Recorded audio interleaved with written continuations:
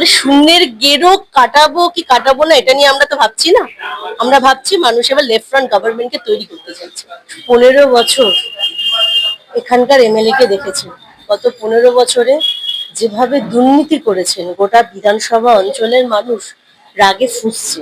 গোটা সোনারপুর উত্তর বিধানসভা জুড়ে আপনি দেখবেন অসামাজিক কার্যকলাপ অত্যন্ত বেড়েছে, সমাজ বিরোধীদের দৌরাত্ম্য বেড়েছে। যে দুটো দল মিলে ধর্মকে নিয়ে রাজনীতি করতে চাইছে, মানুষের রুটি রুজির প্রশ্নকে দূরে সরিয়ে দিচ্ছে, মানুষ এর বিরুদ্ধে এবার কথা বলতে চাইছে। এসআইআরটা একদম একটা ষড়যন্ত্রমূলক ভাবেই করা হচ্ছে। একটা আতঙ্কের পরিবেশ তৈরি করে দাও, মানুষকে বিভাজিত করে দাও। আসলে মানুষকে সামনে রেখে ভোটের রাজনীতি করছে, মানুষ তার বিরুদ্ধে প্রতিবাদ করতে চাইছে। ফলে আমরা বিকল্প হিসেবে সামনে দাঁড়িয়ে এর সাথে লড়াই করতে চাইছি, মানুষ আমাদের বেছে নিচ্ছেন। ফলে এই বিজেপি এবং তৃণমূল আসলে মহিলাদের সম্মান নিয়ে এরা ছেলে খেলা করে, আসলে মহিলাদের সম্মান এরা দিচ্ছে না। ওই অঞ্চলের সাধারণ মানুষ আমাদের বলেন যে আপনারা আন্দোলন করে তৃণমূল কাউন্সিলরের স্ত্রীকে তার কাছে ফিরিয়ে দিলেন, এটা ভালো কাজ করলো। নমস্কার, আমি ভাগ্যশ্রী। আপনারা দেখছেন নজরে বাংলা। এই মুহূর্তে আমার সঙ্গে রয়েছেন মোনালিসা সিনহা, যিনি উত্তর সোনারপুরে প্রার্থী হয়েছেন। দিদি, এখানকার আবহাওয়া কি বুঝছেন? মানুষ কি চাইছে? আপনি তো জনসংযোগে বেরোচ্ছেন, কি বুঝছেন? মানুষ 15 বছর এখানকার এমএলএ কে দেখেছেন।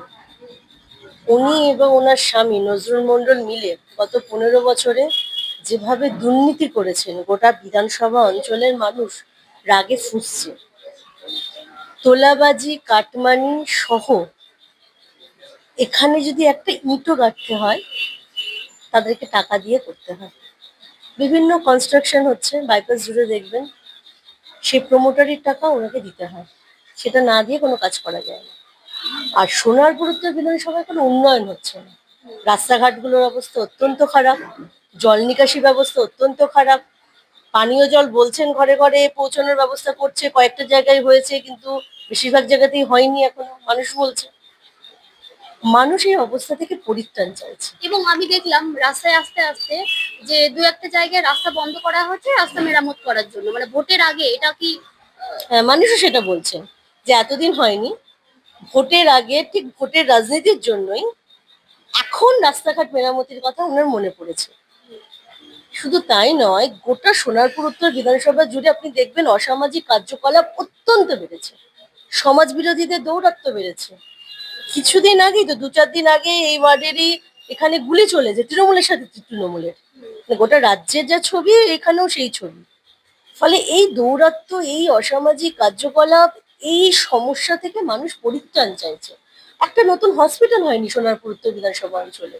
স্কুলগুলো ধুঁকছে, সরকারি স্কুলগুলো বন্ধ হয়ে যাওয়ার পথে। এমনিতেই তো গোটা রাজ্যে 18,000-এর বেশি স্কুল বন্ধ, এখানেও হচ্ছে সরকারি স্কুলগুলো অত্যন্ত খারাপ অবস্থা, মানে দুদিন পরে না বন্ধ হয়ে যায়। ফলে মানুষ এবার পরিত্রাণ চাইছে, মানুষ বলছে এই অবস্থা থেকে আমাদের মুক্তি চাই। আহ, এখানে যে ফিরদৌসী বেগম, অনেকেই বলে যে উনি নাকি ভালো কাজ করেন, মানুষের পাশে থাকেন। আসলেই কি থাকেন? মানে মানুষ তো সেটা বলছে। না, আমাকে অ্যাটলিস্ট কোনো মানুষ সেটা বলেনি। আমি যেখানেই গেছি মানুষ বলছেন অঞ্চলের রাস্তাঘাটগুলো দেখুন, হাঁটা যাচ্ছে না, একটু বৃষ্টিতে ঘরে জল ঢুকে যাচ্ছে, এমএলএ কে দেখতে পায় না, ভোটের আগে আসছেন অঞ্চলে দেখতে পায় না। ফলে মানুষ সে কথা বলছেন না, মানুষ উল্টো কথাই বলছেন। উন্নয়নের পাঁচালী কয়েকদিন আগে বেশ ভোর সকাল সকালবেলা বেরোতো অটো করে, সেখানে উন্নয়নের পাঁচালীর গান গাওয়া হতো, আমরা দেখেছি। উন্নয়নের পাঁচালী আমাকে কিছু বলতে হবে না, আপনি না এখানে নলগড়া হাট আছে বনহুগলি পঞ্চায়েত, একটু যান। কন্দর্পপুর বলে সোনারপুর উত্তর বিধানসভার ওপাশে একটা 7 নম্বর ওয়ার্ড আছে, আপনি ওখানে যান। আপনি খেয়াদা গ্রাম পঞ্চায়েত গুলোতে যান, আপনি যান না, মানে আপনি পায়ে হেঁটে একটু দেখতে যান, আপনি বুঝে যাবেন উন্নয়নের পাঁচালী কিভাবে রাস্তায় দাঁড়িয়ে রয়েছে। এই যে আপনারা বামপন্থীরা এই বিজেপি এবং তৃণমূলের যে বাইনারি, সেটা কি ভাঙতে পারবেন এবারে? মানুষ ভাঙতে চাইছেন। আসলে ধর্মের রাজনীতি মানে এটা তো রাজনীতি নয়। যে দুটো দল মিলে ধর্মকে নিয়ে রাজনীতি করতে চাইছে, সাম্প্রদায়িকতাকে নিয়ে রাজনীতি করতে চাইছে, মানুষের রুটি রুজির প্রশ্নকে দূরে সরিয়ে দিচ্ছে, মানুষ এর বিরুদ্ধে এবার কথা বলতে চাইছে। মানুষ বলছে হাতে কাজ কই, কর্মসংস্থান কোথায় গোটা বাংলায়? তারা বলেছিল হাতে কাজ দেব, বিজেপি বলুন তৃণমূল বলুন, এত এখনো শূন্য পদ। আপনি সেন্ট্রাল গভর্নমেন্টে দেখুন বা স্টেট গভর্নমেন্টে দেখুন, এত অসংখ্য শূন্য পদ, কোনো রিক্রুটমেন্ট হচ্ছে না, কোনো নিয়োগ হচ্ছে না। আমরা বলেছি আমরা 6 মাসের মধ্যেই শূন্য পদগুলো আমরা পূরণ করব। ফলে মানুষ তো বলছেন যে কি হবে ধর্ম নিয়ে, মন্দিরের রাজনীতি, মসজিদের রাজনীতি। আসলে রাজনীতি মানে কি? আসলে রাজনীতি মানে কর্মসংস্থান, আসলে রাজনীতি মানে মহিলাদের নিরাপত্তা, আসলে রাজনীতি মানে শিক্ষা ব্যবস্থা, আসলে রাজনীতি মানে একটা নতুন স্কুল, নতুন কলেজ, আসলে রাজনীতি মানে হেলথ সিস্টেম, তাকে আরো বেশি ডেভেলপ করা। কিন্তু এখানে রাজনীতি হচ্ছে কে কত বেশি মন্দির করতে পারলো, কে কত বেশি ধার্মিক। এটা রাজনীতি? এসআইআর এ এত মানুষের নাম বাদ গেল, মানুষের ভোটাধিকার কেড়ে নেওয়া হচ্ছে, এটা রাজনীতি? এবং এসআইআর এর ক্ষেত্রে আমরা দেখলাম যে কালকেও জুডিশিয়াল অফিসারদের যে অবরোধ করেছিল সেখানে কেন্দ্রীয় বাহিনী গাড়ি চালিয়ে দিয়েছে রীতিমতো। এই যে নির্মম একটা মানে মানসিকতা, কি বলবেন এই নিয়ে? দেখুন, আসলে কিন্তু বিধানসভা নির্বাচনের আগে আমাদের রাজ্যে এসআইআরটা একদম একটা ষড়যন্ত্রমূলক ভাবেই করা হচ্ছে। একটা আতঙ্কের পরিবেশ তৈরি করে দাও, মানুষকে বিভাজিত করে দাও। ফলে বিজেপি এটা চাইলো এবং মমতা ব্যানার্জি আমার রাজ্যে দাঁড়িয়ে সেটাকে ইমপ্লিমেন্ট করছে। নাম বাদ গেল কেন? একটু বানানের ভুল। বানানটা ভুল করলো কে? রাজ্য সরকার যাদেরকে নিয়োগ করেছিল এই কাজ করার জন্য। পদবীর ভুল। কেন? রাজ্য সরকার যাদেরকে নিয়োগ করেছিল তারা সেটা ভুল করছে। তার ফল ভোগ করতে হচ্ছে সাধারণ মানুষকে, প্রকৃত ভোটারকে। এটা তো হওয়ার কথা না। তার মানে মানুষের মধ্যে আতঙ্ক তৈরি করে দাও, বিভাজন তৈরি করে দাও, যাতে নির্বাচনের আগে একটা বাইনারি তৈরি করা যায়। একদম মানে মানুষকে নিয়ে ছেলে খেলা চলছে, এ জিনিস চলতে পারে না। 34 বছর বামফ্রন্ট সরকার ছিল, তখন কি ভোটার তালিকা হয়নি, সংশোধিত হয়নি, এসআইআর হয়নি? এই পরিস্থিতি তো তৈরি হয়নি। কেরালাতে তো এসআইআর হয়েছে, এই পরিস্থিতি তো তৈরি হয়নি।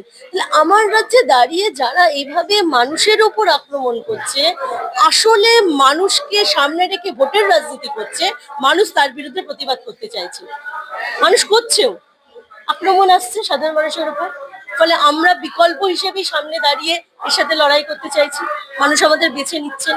এদিকে মমতা বন্দ্যোপাধ্যায় বলেছিলেন যে উনি বেঁচে থাকতে এসআইআর হতে দেবেন না, অথচ এসআইআর তো শেষ পর্যায়ে।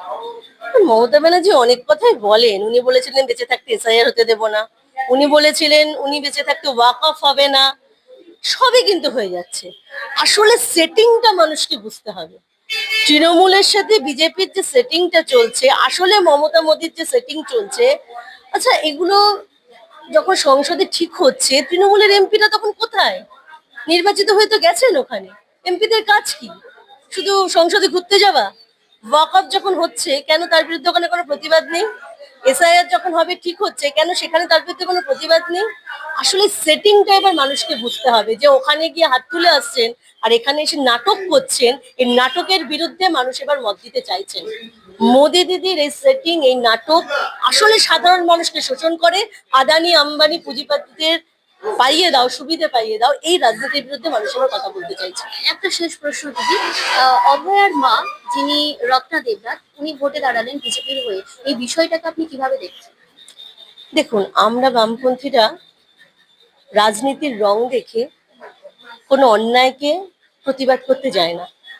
তিলোত্তমার ঘটনাও যখন ঘটে, আমরা কিন্তু দেখতে যাই না যে তার পরিবার কোন রাজনীতি করে, মেয়েটি কোনো রাজনীতির সঙ্গে জড়িত ছিলেন কিনা, আমরা জানতে যাইনি।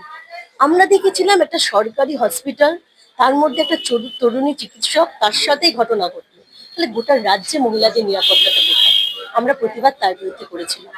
এবার তার মা কোন রাজনীতি করবেন এটা সম্পূর্ণ তার ব্যক্তিগত বিষয়, এটা নিয়ে আমাদের কিছু বলার নেই। কিন্তু আমরা যে অন্যায়ের বিরুদ্ধে প্রতিবাদটা করেছিলাম, আজও কিন্তু সেই প্রতিবাদ জারি রয়েছে। আজও যদি এরকম কোনো ঘটনা ঘটে, আমরা কোনো রাজনীতির রং দেখবো না। গোটা রাজ্যে তো এই ঘটনা ঘটছে, প্রতিদিন ঘটছে। মহিলাদের কোনো নিরাপত্তা নেই। এই গতকালই আবার খবর পেলাম 29 নম্বর ওয়ার্ডে মানসিক প্রতিবন্ধী একটি মেয়ে মিসিং 4-5 দিন ধরে। থানা থেকে বারবার থানায় যাচ্ছে পরিবার, কিন্তু থানা থেকে কোনো ইনিশিয়েটিভ নেওয়া হচ্ছে না। কালকে আমি নিজে গেছি ওই পরিবারকে সাথে নিয়ে, তখন থানা ইনিশিয়েটিভ নিতে বাধ্য হচ্ছে। ফলে গোটা রাজ্যে মহিলাদের নিরাপত্তাটা অত্যন্ত খারাপ জায়গায় রয়েছে। সেখানে দাঁড়িয়ে আমাদেরকে এর বিরুদ্ধে প্রতিবাদ করতেই হচ্ছে, শুধু রাজ্যে নয়, আপনি দেশেও দেখুন। উন্নাও, হাতরাস, মনীষা বাল্মীকি এবং গতকাল বিহারে যে ভিডিও সামনে এসেছে, আমরা শিউরে উঠেছি যে এটা কোন সভ্য সমাজে বাস করছি আমরা।